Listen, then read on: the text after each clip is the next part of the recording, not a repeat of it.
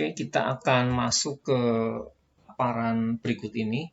Di materi ini merupakan lengkap dari topik yang berjudul Auditing IT Control bagian 1 itu ya.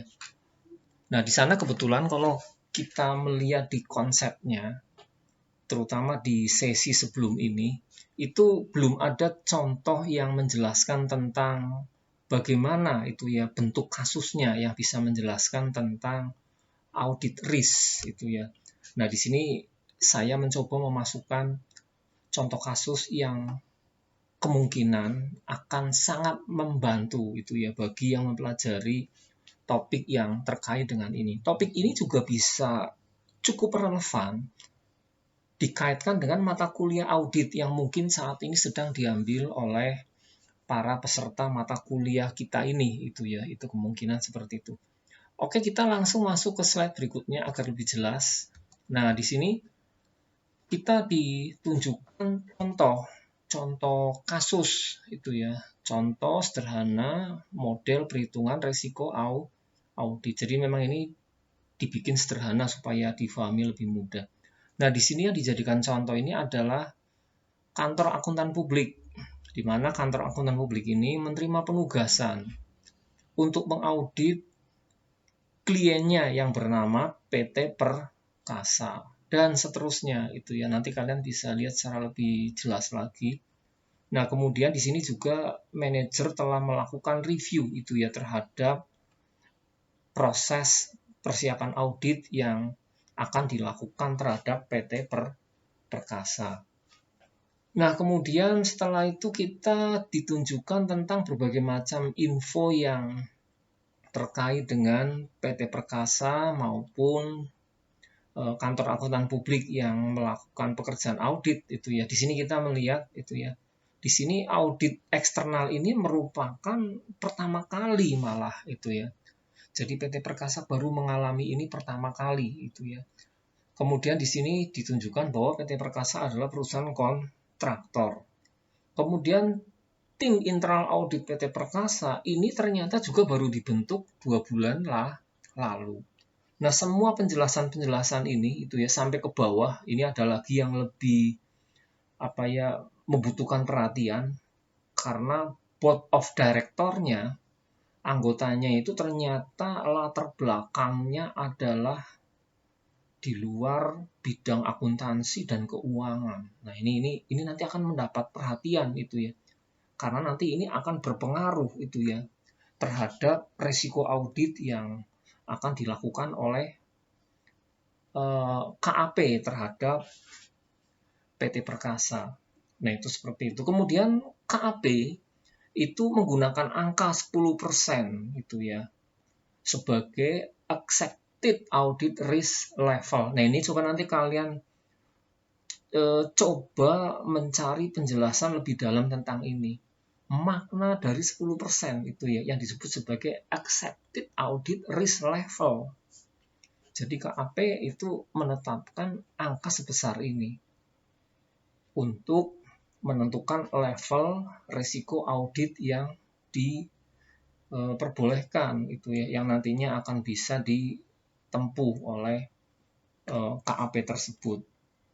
Masuk ke slide berikutnya. Nah, di slide ini kita melihat informasi berikutnya. Nah, di sini nanti KAP yang bersangkutan, yaitu Oku dan rekan, itu akan menghitung besaran angka DR, detection risk, itu ya. Nah, untuk bisa menghitung detection risk-nya ini, perlu ada info lain yang bisa digunakan sebagai acuan, yaitu angka yang terkait dengan inherent risk, itu ya. Di sini, plus klien itu ya harus bekerja sama untuk bisa menghasilkan informasi mengenai berapa itu ya persentase dari inherent risk itu ya yang bisa digunakan sebagai acuan. Di sini kebetulan 60%. Alasan 60% karena apa? 60% ini resikonya besar itu ya. Ada 3 alasan itu ya. Yang pertama, klien adalah usaha kontraktor itu ya. yang besar kemungkinannya menerapkan metode pendapatan bertahap, dan ini sangat kompleks gitu ya. Jadi ini masalah kompleksitas. Kemudian yang berikutnya lagi, ini adalah audit eksternal yang pertama kali. Jadi minim informasi objektif. Jadi ini baru diaudit gitu ya, baru pertama kali diaudit. Yang ketiga atau poin C, klien memiliki tingkat kompleksitas pelaporan yang tergolong tinggi gitu ya. Mengapa seperti itu gitu ya? Karena di sini alasannya banyak perusahaan cabang di luar negeri dengan mata uang asing yang berbeda-beda. Jadi ini kompleksitas inilah yang menjadikan poinnya ini menjadi 60%, inherent risk-nya 60%. Jadi cerita-cerita seperti ini mungkin bisa menjadikan para pendengar atau mahasiswa bisa lebih mengerti itu ya setelah melihat kasus yang begini. Masuk ke slide berikutnya itu ya. Ini cerita tentang bagaimana itu ya control risk itu ya. Pengertiannya saya rasa kalian juga sudah tahu. Di sini ternyata juga ditetapkan 60%.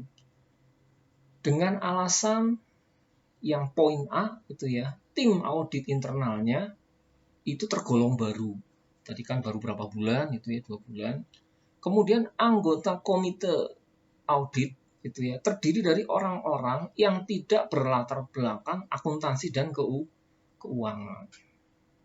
Dan besar kemungkinannya melakukan pengawasan yang kurang seksama itu ya. Jadi ini menjadi resiko yang kemungkinan perlu dipertimbangkan. Makanya 60%. Nah, kemudian setelah itu dari apa yang dipaparkan ini, kita bisa menyimpulkan itu ya.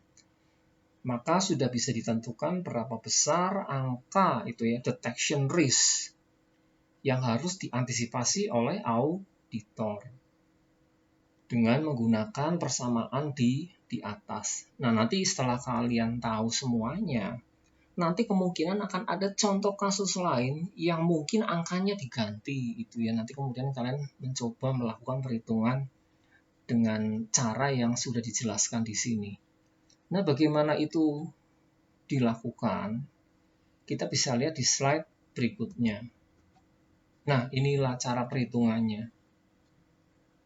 Berikut ini adalah perhitungannya. AR itu ya, audit risk sama dengan IR dikali CR dikali DR. Ini sudah pernah dipaparkan oleh teman kalian itu ya, terutama yang ada di kelas B hari Senin sore itu ya. Ini yang menjadikan saya mengeluarkan contoh kasus ini sebetulnya ide dari teman kalian itu ya.